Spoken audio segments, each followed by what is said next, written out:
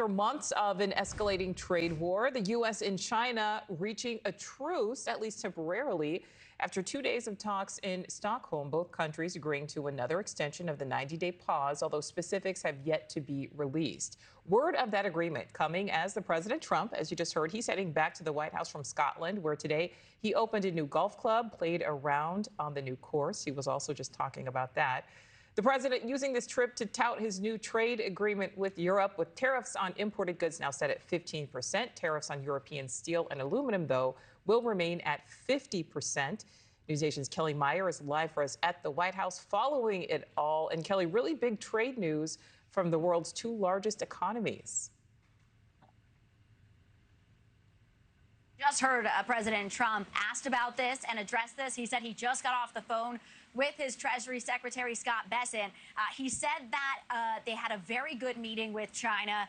They said they will brief him tomorrow and he will decide to approve this or not. So this is big news for the escalating trade war between the world's two top economies, looking to cool things off. Those trade talks just wrapping up in Stockholm, Sweden, between U.S. and Chinese officials, including President Trump's Treasury Secretary Scott Bessent after 2 days. Now, there were no breakthroughs, we're told, but China's top negotiator said that the two sides did agree to push for an extension of a 90-day tariff truce they struck in mid-May. We don't know when or for how long that extension would last. Now, this all comes as President Trump is touting that hole-in-one on a trade deal with the European Union. The new framework for the U.S. trade with the European Union was announced over the weekend. There's still some details that need to be worked out, but while on the course, President Trump stopped to talk about this. Take a listen. We just signed a very big deal, as you know, with the European Union, but also with the United Kingdom. The United Kingdom was a week before, and it's a very big deal and a great deal for the country, and it's a great deal for everybody. So I just want to thank him and everybody that worked so hard on it. They've been trying to get it done for 12 years. We got it done. So somebody did a good job. So on the U.S.-EU agreement, the new 15% tariff rate, the European Union will pay the U.S. on things like auto parts, pharmaceuticals, and semiconductors.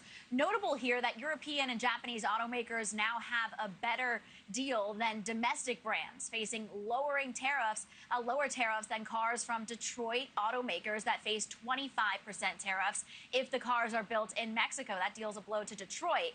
Tariffs on steel, aluminum, and copper remain unchanged, and the two sides agreed to 0 for 0, meaning dropping tariffs to 0 on a range of goods from aircraft parts, certain drugs, and some agricultural products. The EU also agreed to buy significant amounts of U.S. military equipment. A reminder, though, the two leaders, President Trump and the European Commission President Ursula von der Leyen, agreed to a framework, so more of a political handshake, so to speak, not yet a legally binding agreement. So we're watching for that, Nichole. All right, so we know these deals are getting done. Kellie, what is next for the president on trade talks when he gets back to Washington?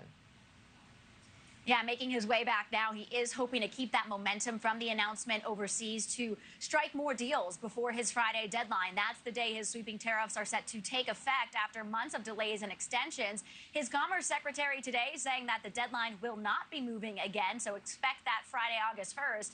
The president will be taking executive action to cement the tariff rates that he already announced via letters to countries. He's also set to send letters to the remaining countries to dictate what the tariff rate is.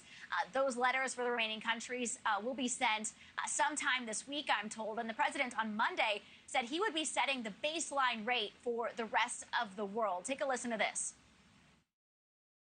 But we're going to be setting a tariff for essentially the rest of the world. And that's what they're going to pay if they want to do business in the United States. Because you can't sit down and make 200 deals. Separately, the 50% copper tariff is due to come in this Friday as well, Nichole. All right, Kellie Meyer live for us there at the White House. Thank you. Thank you for watching. Subscribe below and download our NewsNation app right now on your phone, and you will get fact-based, unbiased news for all Americans.